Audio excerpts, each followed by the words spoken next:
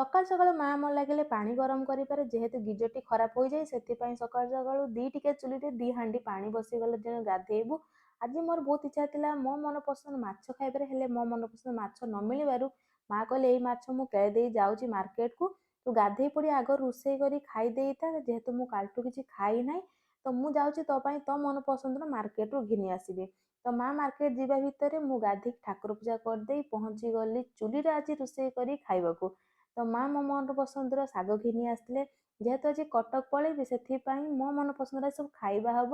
ଆଉ ଆମ ମାଙ୍କ ଭଳିଆ ଶାଗ ତ ମୁଁ କାହାର ଦେଖିଲି କାଟିବାରେ, ତ ସେଥିପାଇଁ ବାହାଘର ଗତରୁ ଆମ ମା ସବୁବେଳେ ଶାଗ କାଟି ଦିଅନ୍ତି।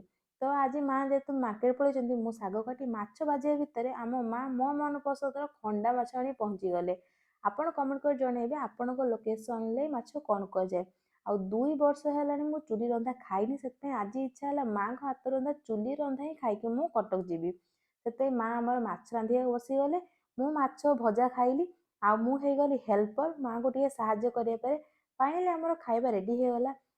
ଯାହା ହଉ ମା ଆମର ଏତେ ଜିନିଷ ବନେଇ ଦିଅନ୍ତି, ଯେହେତୁ ମୁଁ ଆଜି କଟକ ପଳେଇବି ସେଥିପାଇଁ ଟାଇମ୍ ତ ହବନି। ତ ଖାଇସାରିଲା ପରେ ମା ଆମର ପୁରା ପ୍ୟାକିଂ କରିବା ଲାଗିଗଲେ। ଆଉ ମୋତେ ଛାଡ଼ିବା ପାଇଁ ଆମେ ମାର୍କେଟ ଯିବେ ବୋଲି, ସେଥିପାଇଁ ଏ ବାଟେ ଆମ ଲକ୍ଷ୍ମୀ ବସ୍ ଯିବ ତ ସେଥିପାଇଁ ତାକୁ ଅପେକ୍ଷାରେ ଆମେ ମୋ ଶାଶୁ ବୋହୂ ରହିଗଲୁ।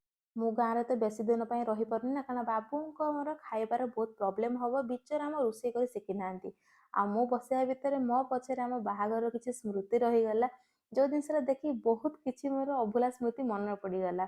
ତ ଫାଇନାଲି ମୁଁ ରେଡ଼ି ବାହାରି ପଡ଼ିଲି ଏବେ କଟକ ଯିବି ବୋଲି। ତ ଆମ ବସ୍ ବି ଆସି ପହଞ୍ଚିଗଲା। ଫାଇନାଲି ମୁଁ ଯାଇ ପହଞ୍ଚିଗଲି କଟକରେ। ତ ବାବୁ ଅଫିସ ସାରି ଆସି ପହଞ୍ଚିଗଲେ ମୋତେ ନେବା ପାଇଁ। ତ ରହିଲି, ଜୟ ଜଗନ୍ନାଥ। ମିଳିବା ଆମେ ନେକ୍ସଟ ଭିଡ଼ିଓରେ। ଆପଣଙ୍କୁ କେମିତି ଭିଡ଼ିଓ ଲାଗିଲା କମେଣ୍ଟ କରି ନିଶ୍ଚୟ ଜଣାଇବେ।